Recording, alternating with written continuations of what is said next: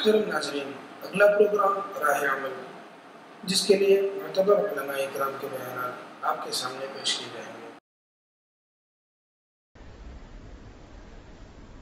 چنانچہ عمر ابن عاص لانو ایک صحابی ہیں جنہوں نے مصر کو فتح کیا، ان کو فاتح مصر کہا جاتا ہے۔ ان کے بارے میں کتابوں میں لکھا ہے کہ انہوں نے ایک جگہ پڑاؤ ڈالا پورے لشکر کا اور آگے چلے کہ ہم شہر کو فتح کرتے ہیں۔ وہاں کئی دن لگ گئے ان کو، بالآخر شہر فتح ہو گیا۔ تو جب شہر فتح ہو گیا تو انہوں نے پھر واپس کہا لوگوں کو کہ جاؤ اور اپنے خیمے سمیٹ کے لے آؤ، اب شہر کے اندر ہم رہیں گے۔ سب آئے اور اپنا اپنا خیمہ سمیٹنے لگے، سب نے خیمے لپیٹ لیے، لیکن عمر بن عاص انہوں نے خیمہ وہیں رہنے دیا، بس سامان اٹھایا اور چل پڑے۔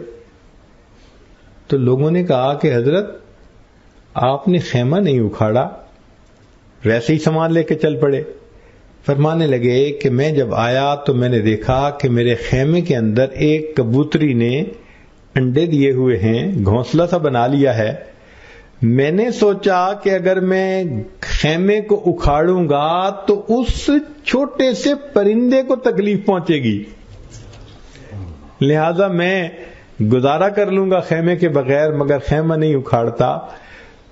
عمر بن عاص وہاں سے آگے چلے گئے، خیمہ وہیں رہا، حتیٰ کہ پھر اس جگہ پر ایک شہر آباد ہوا جس کا نام فسطاط پڑ گیا۔ فسطاط عربی میں کہتے ہیں خیمے کو۔ آج بھی مصر کے اندر فسطاط نام کا شہر موجود ہے۔ اتنا تو وہ خیال رکھتے تھے نا کہ میری وجہ سے پرندے کو تکلیف نہ پہنچے۔ یا اللہ، وہ کیسے انسان تھے کہ جو سب کے لیے رحمت بن کے رہتے تھے۔ چنانچہ ایک بزرگ کے واقعہ لکھا ہے کہ وہ بیوی کے کہنے پر گئے کپڑے خریدنے کے لیے، ایک تھان خریدا، لائے اور لا کے بیوی کو دیا کہ بھئی یہ کپڑا میں نے خریدا ہے۔ اس نے کہا کپڑا تو بہت اچھا ہے، مجھے بہت پسند آیا۔ کہنے لگے اچھا ذرا دینا، میں ابھی تھوڑی دیر میں اس کو واپس لے آتا ہوں۔ وہ تھان لے کے چلے گئے تو بیوی حیران کہ بھئی کپڑا لے کے آئے تھے اور اچھا کپڑا تھا، پتہ نہیں کیوں لے کر گئے۔ کچھ دیر کے بعد واپس آئے، اچھا یہ تھان رکھ لو۔ اس نے کہا گئے کہاں تھے؟ کہنے لگے جب میں تمہیں تھان دینے لگا تو میں نے دیکھا کہ اس تھان کے اوپر ایک چیونٹی چل رہی ہے، اور اس چیونٹی کی طرح کی چیونٹیاں میں نے اس کپڑے کی دکان کے قریب چلتے ہوئے دیکھی تھیں، تو میں سمجھا کہ یہ تھان پر تھی اور میری وجہ سے یہ اپنی فیملی سے الگ ہو گئی۔ میں اس کا دل نہیں دکھانا چاہتا تھا، تھان لے کر کپڑے کی دکان پر گیا، چیونٹی کو وہاں چھوڑ کے کپڑے کو واپس لے آیا۔ یہ اللہ کے وہ بندے تھے جو چیونٹی کو بھی نہیں دکھ دینا چاہتے تھے۔ انسان تو بڑی بات ہوتی ہے، مسلمان کا دل دکھانا تو اللہ کے ہاں بہت بڑی بات ہے۔ چنانچہ ہمارے اکابر تو چھوٹے چھوٹے جانوروں کا خیال رکھتے تھے۔ خواجہ باقی باللہ رحمۃ اللہ علیہ کا واقعہ ان کے حالات زندگی میں لکھا ہے۔ یہ سمرقند کے رہنے والے تھے، اور آپ جانتے ہیں کہ سردیوں میں سمرقند کے اندر بہت ٹھنڈ ہوتی ہے، چونکہ سائبیریا کی یخ ہوائیں رات کو دن کو وہاں ایسی ٹھنڈ پہنچا دیتی ہیں کہ -20 ڈگری سینٹی گریڈ ٹیمپریچر آ جاتا ہے، اتنی ٹھنڈک ہوتی ہے۔ اور واقعی وہاں پر تو سردیوں میں لحاف یا کسی ایسی چیز کے بغیر بیٹھنا بھی مشکل ہوتا ہے۔ خواجہ باقی باللہ رحمۃ اللہ تہجد کے لیے اٹھے اور وضو کیا، اور وضو کر کے آئے مصلی پر، اور انہوں نے جلدی سے نفل پڑھ لیے۔ اب جب نفل پڑھ لیے تو سردی لگ رہی تھی، ٹھٹھر رہے تھے، کانپ رہے تھے، تو یہ واپس اپنے بستر کی طرف آئے کہ میں رضائی میں بیٹھوں۔ تو انہوں نے کیا دیکھا کہ کہیں سے ایک بلی آئی اور وہ ان کے بستر میں گھس کے بیٹھ گئی تھی۔ اب انہوں نے بلی کو جب اپنے لحاف کے اندر لپٹ کے بیٹھے دیکھا تو سوچنے لگ گئے کہ میں اگر لحاف کو ہلاؤں گا تو بلی کی آنکھ کھل جائے گی، نیند خراب ہوگی کوئی بات نہیں، یہ واپس لوٹ کر آئے اور مصلی کے اوپر بیٹھ گئے اور جو کچھ دیر تھی بلی نے سونا تھا وہ سو لیا، اتنی دیر یہ ذکر کرتے رہے، ٹھٹھرتے رہے، سردی برداشت کرتے رہے۔ جب بلی چلی گئی تب بستر پر آئے، فرماتے ہیں کہ اس کے بعد میں نے خواب دیکھا جس میں کہا گیا کہ تم نے ایک جاندار کی تکلیف کا اتنا خیال کیا، اب اس کا انعام یہ ملے گا کہ تم ہجرت کر کے انڈیا کی طرف جاؤ، وہاں ایک بندہ بیت ہوگا جو بہت بڑا اللہ کا ولی ہوگا۔ خواجہ باقی بلّہ رحمت اللہ علیہ وہاں سے ہجرت کر کے دہلی آئے تو حضرت مجدد الف ثانی رحمت اللہ علیہ ان سے آ کر بیت ہو گئے۔ ایک بلی کی تکلیف کا خیال کرنے پر انعام دیکھو اللہ نے کیسا عطا فرمایا۔ اللہ اکبر کبیرہ۔ ہمارے سلسلہ نقشبندیہ کے بزرگ گزرے ہیں خواجہ بہاء الدین نقشبند بخاری رحمت اللہ علیہ۔ وہ فرماتے ہیں کہ میں ایک مرتبہ جا رہا تھا، قبرستان کے قریب سے گزرا تو میں نے ایک کتے کو دیکھا کہ زخمی ہے اور اس کی جو ہے نا وہ کوئی خدمت کرنے والا کوئی بھی نہیں، وہ اپنے زخموں کے ساتھ اسی طرح بیٹھا ہے۔ تو فرماتے ہیں کہ میں گیا شہر میں اور مزدوری کر کے میں نے وہاں سے کچھ مرہم خریدی اور کچھ کھانے کی چیزیں خریدی اور لا کر میں نے اس کے زخموں پہ مرہم بھی لگائی اور اس کو کھانے کے لیے روٹی بھی دی۔ اب وہ چونکہ بھوکا تھا وہ اگلے دن پھر منتظر تھا، پھر میں نے اسی طرح مزدوری کی، شام کو فارغ ہوا تو پھر میں نے اس کو مرہم لگائی، روٹی دی۔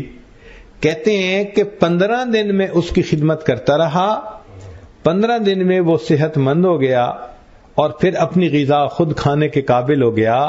فرماتے ہیں کہ یہ 15 دن کی میری خدمت اللہ نے قبول کی، الہام فرمایا ہم تمہیں خود ایک سلسلے کا امام بنائیں گے، چنانچہ اللہ نے نقشبندی سلسلے کا فیض ان کے ذریعے سے جاری فرما دی، نسبت عطا فرما دی۔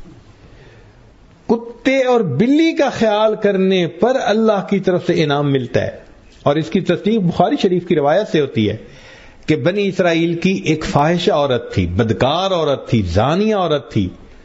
اس نے کتے کو دیکھا کہ بہت پیاسا ہے، گرمی کے موسم میں زبان نکلی ہوئی ہے، اب اس کے پاس پانی تو نہیں تھا مگر کنواں قریب تھا۔ اس نے اپنا جوتا اپنے دوپٹے یا چادر کے ساتھ باندھا اور نیچے پانی میں لٹکایا اور جوتے میں پانی بھر کے نا اس کتے کو پلایا۔ جب کتے نے پانی پیا اور اس کے منہ سے خوشی کی آواز نکلی، اللہ نے زانیہ عورت کے زنا جیسے گناہوں کو معاف فرما دیا۔ اگر کتے کو تکلیف سے بچائیں اور اس پر گناہ معاف ہو جاتے ہیں، کسی اللہ کے بندے کو تکلیف سے بچائیں گے تو اس پر کتنے گناہ معاف ہو جائیں گے۔ اور یہ بھی حدیث پاک میں ہے، بخاری شریف کی روایت کہ ایک بنی اسرائیل کی عورت تھی، اس کا دودھ بلی پی جاتی تھی تو اس کو بڑا غصہ تھا، چنانچہ اس نے بالآخر اس بلی کو پکڑ لیا اور بند کر دیا، نہ کھانا دیا نہ پانی دیا، حالانکہ وہ پرہیزگار تھی، نماز پڑھتی تھی، نیکوکار تھی، شب زندہ دار تھی۔ بلی اسی طرح بھوکی پیاسی مر گئی، اس عمل پر اللہ نے اس عورت کو نیکیوں کے باوجود جہنم عطا فرما دی۔ تو جانور کو تکلیف دینے پر جہنم ملی اور جانور کو تکلیف سے بچانے پر جنت ملی، تو اگر کوئی اللہ کے بندوں کو تکلیف سے بچائے گا یا اللہ کے بندوں کے دل خوش کرے گا، اس کو کتنا بڑا درجہ ملے گا۔ ہمارے بزرگوں نے لکھا ہے کہ جس شخص کے گھر میں پرندہ ہو یا جانور ہو اور وہ اس کو بھوکا رکھے، اس کا خیال نہ کرے، اللہ تعالیٰ کے ہاں اس کا نام محسنین کی فہرست میں شامل نہیں کیا جاتا۔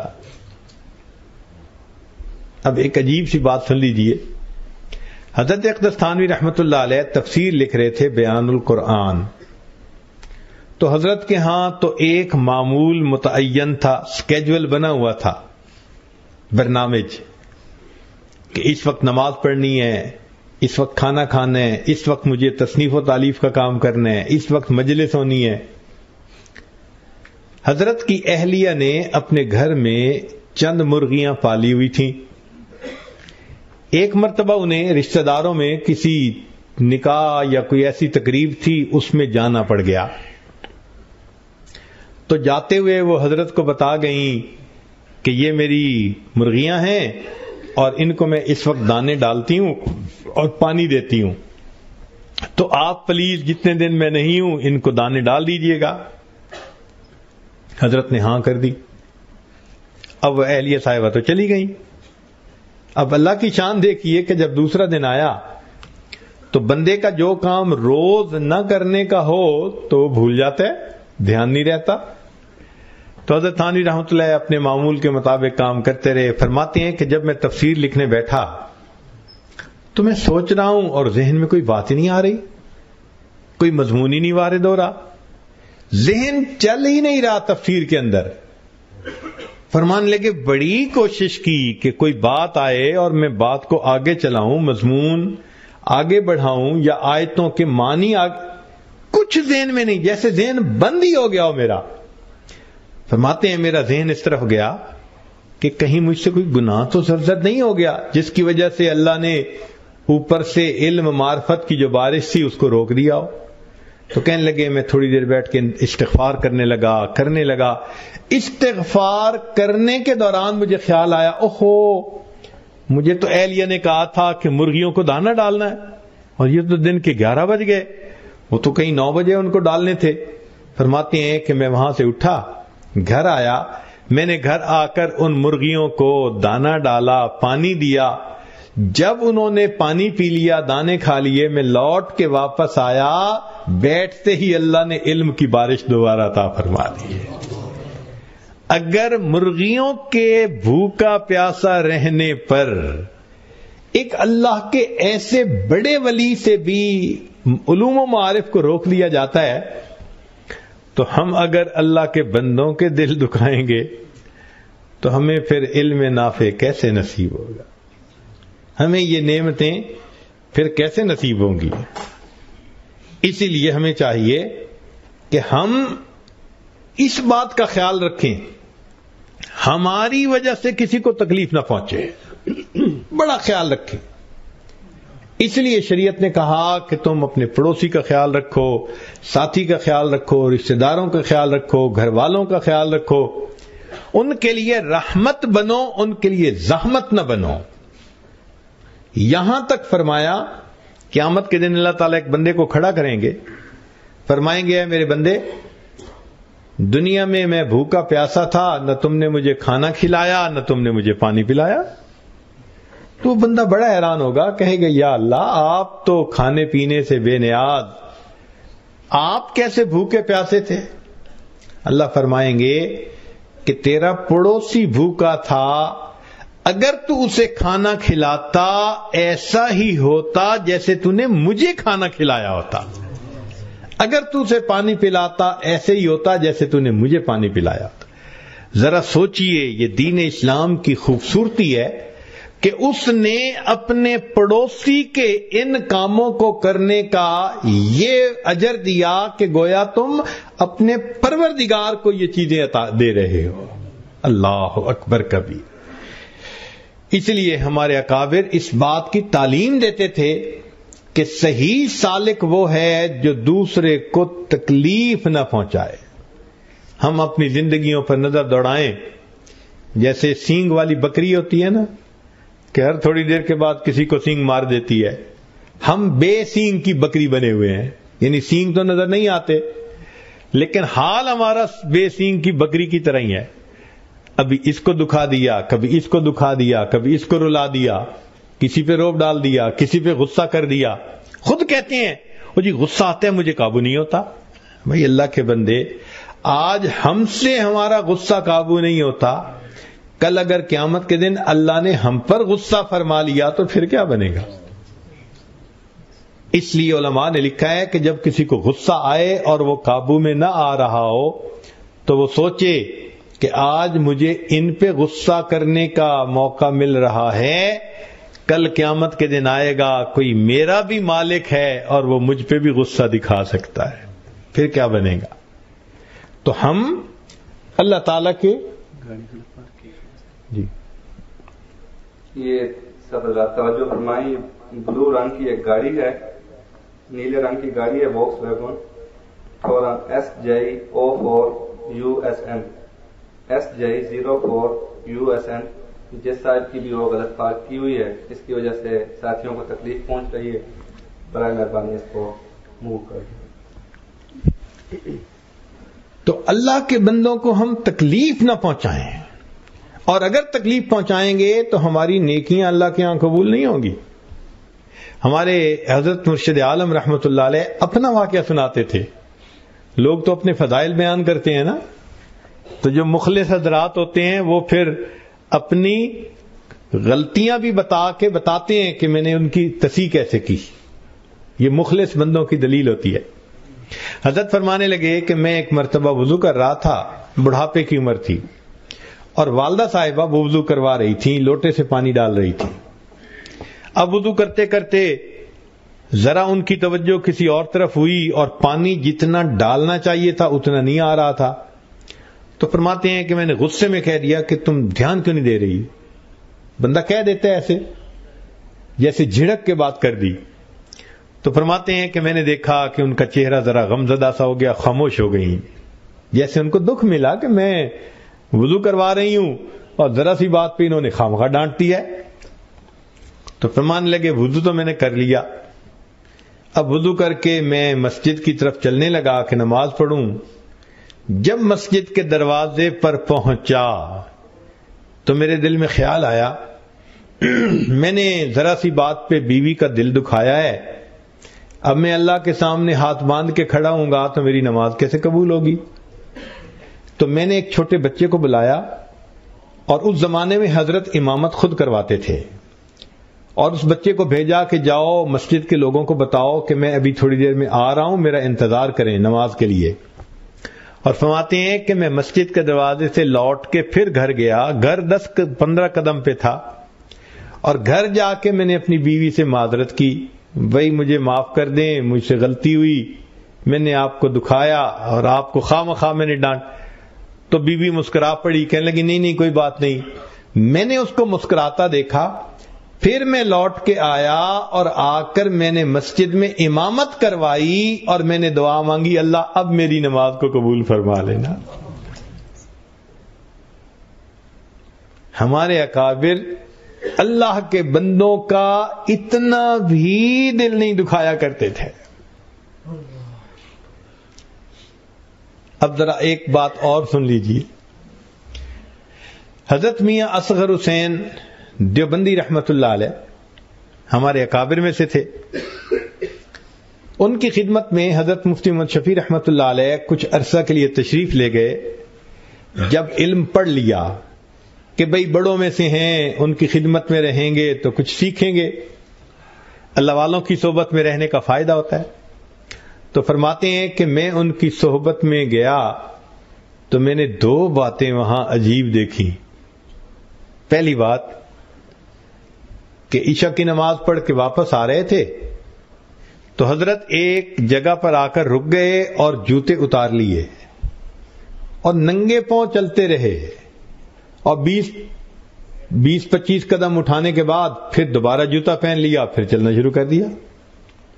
مجھے حیرت ہوئی، میں نے پوچھا کہ حضرت آپ جوتے پہن کے آ رہے تھے، گلی تھی، ایک جگہ سے جوتے اتار دیے، ننگے پاؤں چلے، پھر آگے جا کے جوتے پہن لیے، پھر آگے، تو یہ کیا مسئلہ تھا؟ تو حضرت نے مجھے بات سمجھائی کہ دیکھیں اس محلے میں ایک عورت ہے، شاید ہندو عورت تھی، اور وہ پیشہ کرتی تھی، فاحشہ عورت تھی۔ تو فرمانے لگے کہ جوانی جب تھی اس کی تو اس کے پاس بہت سارے لوگ آتے تھے، اب ہو گئی ہے وہ بوڑھی، انتظار میں رہتی ہے، آنے والا کوئی نہیں ہوتا۔ میرا راستہ وہی ہے، میں عشاء کے بعد جب وہاں گلی سے گزرتا ہوں تو میرے ذہن میں خیال آتا ہے کہ مرد کے جوتوں کی آواز پہچانی جاتی ہے، تو اگر میں اس کے گھر کے قریب جوتوں سمیت گزروں گا اس کو امید لگے گی آواز سن کر کے کوئی میرے دروازے پہ آ رہا ہے، اور جب میں وہاں سے گزر جاؤں گا تو اس کا دل ٹوٹے گا کہ میرا دروازہ تو کسی نے کھٹکھٹایا. اس لیے میں اس کے دروازے کے قریب پہنچ کر جوتے ہی اتار لیتا ہوں اور دروازے سے گزر کر پھر جوتے پہنتا ہوں کہ میرے گزرنے کے پاؤں کی آواز کا بھی اس کو پتہ نہ چل سکے. ایک بدکار عورت کا دل بھی میری وجہ سے نہ دکھے. آپ اندازہ کر سکتے ہیں. اللہ اکبر کبیرہ. فرماتے ہیں کہ میں نے اگلے دن حضرت کے ساتھ کھانا کھایا، کھانا بھی تھا، گوشت بھی پکا ہوا تھا، آم بھی تھے. تو میں نے جب خوب کھانا کھا لیا تو دسترخوان اٹھانے کا وقت آ گیا. میں نے کہا حضرت دسترخوان میں سمیٹ دیتا ہوں. تو حضرت نے مجھ سے ایک کوشچن پوچھا کہ تم نے دسترخوان سمیٹنا کسی سے سیکھا ہے؟ اب علم پڑھ چکے ہیں، افتاء تخصص فی الفقہ کر چکے ہیں، مفتی بن چکے ہیں ایک طرح سے، مگر کچھ وقت ان کے پاس گئے تو آگے سے کوشچن کیا پوچھ رہے ہیں کہ تم نے دسترخوان سمیٹنا کسی سے سیکھا ہے؟ تو میں نے عرض کیا کہ حضرت دسترخوان سمیٹنا آپ سکھا دیجئے. تو حضرت نے فرمایا کہ دیکھو، جو کھانا بچا ہوتا ہے میں پہلے اس کھانے کو اٹھاتا ہوں اور اس کو احتیاط سے گھر پہنچاتا ہوں تاکہ وہ کھانا گھر والے کھا سکیں. مومن کے جوتے کے اندر شفا ہوتی ہے تو کھانا اندر چلا جاتا ہے. پھر فرمانے لگے کہ اس میں جو گوشت کی ہڈیاں وغیرہ ہوتی ہیں ان کو میں الگ کر لیتا ہوں اور ان ہڈیوں کو میں فلاں جگہ جا کر ڈالتا ہوں کہ وہاں گلی کا راستہ ہے کہ وہاں سے کتے گزرتے ہیں تو ان کی وہ غذا بن جاتا ہے. اور فرمایا کہ پھر جو چھوٹے چھوٹے ذرات روٹی کے دسترخوان پہ رہ جاتے ہیں میں ان سب کو اکٹھا کر لیتا ہوں.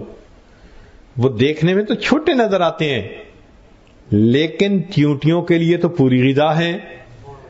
تو میں ان سب کو اکٹھا کر کے فلاں جگہ جہاں چیونٹیوں کے بل ہیں وہاں ڈالتا ہوں تاکہ چیونٹیاں کھا لیں. اور پھر اس کے بعد جو آپ نے آم کھائے تو میں ان کے چھلکے گٹھلیاں باہر اس طرح نہیں پھینکتا. حضرت کیسے کرتے ہیں؟ فرمان لگے گٹھلیوں کو الگ کرتا ہوں اور جو گھر کے قریب گراؤنڈ ہے اس کے کونے پہ جا کے ڈال دیتا ہوں تو یہ گٹھلیاں خشک ہو جاتی ہیں. شام کو مسلمانوں کے بچے کھیلنے کے لیے وہاں آتے ہیں، ان کو آم کی گٹھلیاں مل جاتی ہیں، وہ خوش ہوتے ہیں، گٹھلیوں سے کھیلتے ہیں تو مجھے ثواب مل جاتا ہے. اور یہ جو چھلکے ہیں ان کو میں ایک جگہ پر نہیں ڈالتا. حضرت کیوں؟ فرمانے لگے کہ اس لیے کہ میرے ہمسائے میں جو رہتے ہیں لوگ یہ غریب لوگ ہیں، یہ آم افورڈ نہیں کر سکتے کہ پھل بھی کھائیں، ان کو تو مشکل سے روٹی ملتی ہے. تو میں اس لیے چھلکے نہیں پھینکتا کہ اگر ان کے بچے چھلکے دیکھیں گے کہ کسی نے کھائے اور پھینکے تو ان کے دل میں تمنا اٹھے گی ہمارے ابو بھی ہمیں آم لا کے کھلاتے، اور والد تو لا نہیں سکتا تو ان کا دل دکھے گا اور میں ان کا دل نہیں دکھانا چاہتا. لہذا میں چھلکے لے کے باہر جاتا ہوں، ایک چھلکا ایک جگہ ڈالتا ہوں، پھر 10-20 قدم پہ دوسرا چھلکا، پھر تیسرا، اس طرح چھلکوں کو پھیلا دیتا ہوں کہ گزرنے والے کو پتہ بھی نہیں چلتا کسی نے آم کھائے ہیں یا نہیں کھائے. یوں میں دسترخوان سمیٹتا ہوں. آپ بتائیں کبھی ہم نے دسترخوان سمیٹتے ہوئے ایسی باتیں سوچی؟ اللہ والوں کے دل ایسے منور ہو جاتے ہیں کہ وہ اپنے کسی قول اور فعل سے دوسرے کو تکلیف پہنچانا ذرا بھی پسند نہیں کرتے. اس لیے وہ بچتے ہیں کہ کسی بندے کو تکلیف نہ ہے. اور یہی دین اسلام کی تعلیم ہے. فرمایا المسلم من سلم المسلمون من لسانہ و یدہ. مسلمان وہ ہے جس کے قول سے اور فعل سے دوسرے مسلمان کو تکلیف نہ پہنچے. ہم اپنی زندگی پہ غور کریں. آج ہم انٹینشنلی کوئی ماں کو رلاتا ہے، کوئی باپ کو رلاتا ہے، کوئی بیوی کو رلاتا ہے، کوئی بچوں کو رلاتا ہے، اور کوئی کاروبار کر کے اس میں بددیانتی کر کے اپنے پارٹنر کو رلاتا ہے، کوئی قرضہ لیتا ہے واپس دینے کا نام نہیں لیتا تو قرض دینے والے کو رلاتا ہے۔ ہم اللہ کے بندوں کے لیے، ایمان والوں کے لیے دیکھو وبال جان بنے ہوئے ہوتے ہیں۔ اگر ہم سے پوچھا گیا تو ہم اس کا کیا جواب دیں گے؟ آخر قیامت کے دن ہمیں اللہ رب العزت کے حضور کھڑا تو ہونا ہی ہے۔ یہ اگر تصور بیٹھ جائے نا کہ مجھے قیامت کے دن اللہ کو جواب دینا ہے، تو پھر انسان کسی کا دل نہیں دکھائے گا۔ ایک مرتبہ ہم امریکہ کی ایک ریاست میں جمعہ پڑھانے کے لیے حاضر ہوئے، تو وہاں امام صاحب سے تھوڑی دیر گفتگو ہوئی، تو وہ کہنے لگے کہ جی مجھے ہر سنڈے کو جیل میں جا کر دین اسلام کی تبلیغ کرنے کا موقع ملتا ہے۔ تو ہم نے ان سے پوچھا جی آپ کوئی ہمیں اچھا واقعہ سنائیں۔ وہ کہنے لگے تھوڑی دیر میں تو بیان آپ کا شروع ہو جائے گا، میں آپ کو صرف ایک واقعہ سناتا ہوں، سنا دیجئے۔ کہنے لگے میں جیل میں گیا تو ایک آدمی تھا جو وہاں کا مقامی تھا، وہ جیل میں تھا بڑے عرصے سے، اس کو میں نے اسلام کے بارے میں بتایا، سمجھایا، اس نے کلمہ پڑھ لیا، تو میں نے اس کا نام علی رکھا، اور اب اس کو میں نے دین سکھانا شروع کیا، طہارت کیا ہوتی ہے، فرض کیا ہوتے ہیں، نماز کیا ہوتی ہے، جو ضروریات دین تھیں وہ میں نے اس کو سکھانی شروع کی، تو وہ میرے بہت قریب ہو گیا۔ پھر میں 1 سال جاتا رہا تو وہ بالکل میرے ساتھ ایسے جیسے کوئی سگا بھائی ہوتا ہے، ایسے محبت کرنے لگ گیا۔ ایک دن بیٹھے ہوئے تھے، میں نے اس سے ایک کوسچن پوچھ لیا کہ علی بتاؤ اسلام لانے سے پہلے تمہارے احساسات کیا تھے اور اب اسلام لانے کے بعد تمہارے احساسات کیا ہیں؟ کہنے لگے جب میں نے یہ کوسچن کیا نا تو اس کی آنکھوں میں آنسو آ گئے، تو میں سوری کرنے لگا، پلیز اگر آپ ہرٹ ہوئے تو مجھے معاف کر دیں، کوئی ایسی بات میں نے کر دی۔ وہ کہنے لگا نہیں، بس آج میں اپنے دل کی بات آپ کے سامنے کھول دوں گا کہ اسلام لانے سے پہلے میں زانی تھا، شرابی تھا، مگر میں ایسا نفسیاتی مریض تھا کہ مجھے دوسرے بندوں کو قتل کر کے تڑپتا جب دیکھتا تھا تو مجھے مزہ آتا تھا، تو میں بے گناہوں کو قتل کرتا تھا، اور جب ان کی لاش تڑپتی تھی تو میں اس کے گرد ناچتا تھا۔ ایسا جانور تھا، ظالم تھا۔ میں موقع کی تلاش میں رہتا تھا، کہیں عورت اکیلی مل گئی، بچہ اکیلا مل گیا، بندہ اکیلا مل گیا، یہاں مجھے کوئی اکیلا مل جاتا میں اس کو بلا وجہ قتل کرتا، اس کا خون بہتا ہوا دیکھتا، تڑپتا ہوا دیکھتا، ٹھنڈا ہوتا دیکھتا، اور نفسیاتی مریض تھا کہ اس سے مجھے خوشی ہوتی تھی۔ کہنے لگا کہ میں نے 30 سے زائد بندوں کو بے گناہ قتل کیا ہوا ہے، یہاں تو میں آیا ہوں ایک چھوٹے سے جرم میں، اور 6 مہینے کے بعد میں بات پر نکل جاؤں گا، کسی کو میرا پتہ نہیں چلا کہ میں نے کتنے مرڈر کیے ہیں۔ لیکن جب تم نے اسلام کا کنسپٹ مجھے دیا اور قیامت کے دن کا کنسپٹ دیا کہ ہر بندہ اپنے عمل کا جواب دے ہوگا، میں نے اسلام قبول کر لیا۔ اب میں جب قیامت کے دن کے بارے میں سوچتا ہوں نا کہ میں اللہ کے سامنے پیش ہوں گا اور وہ مجھ سے پوچھیں گے کہ تم نے یہ ظلم کیوں کیا تھا، تو کہنے لگا کہ میرا دل ڈرتا ہے، خوف کھاتا ہے، اور اب میرا دل اتنا حساس ہو گیا ہے کہ جب مجھے ہفتے کے بعد کمرے سے نکالتے ہیں تھوڑی دیر کے لیے تو میں باہر قدم رکھتے ہوئے اس کا بھی خیال کرتا ہوں پاؤں کے نیچے کوئی چیونٹی بھی آ کے نہ مرنے پائے۔ جو کفر کے زمانے میں 30 سے زائد بے گناہ لوگوں کو قتل کرتا ہے، جب قیامت کا تصور اس کے ذہن میں اتر جاتا ہے، پھر اللہ اس کا دل ایسا بنا دیتے ہیں کہ وہ چلتے ہوئے یہ بھی خیال کرتا ہے کہ پاؤں کے نیچے چیونٹی آ کے بھی نہ مرنے۔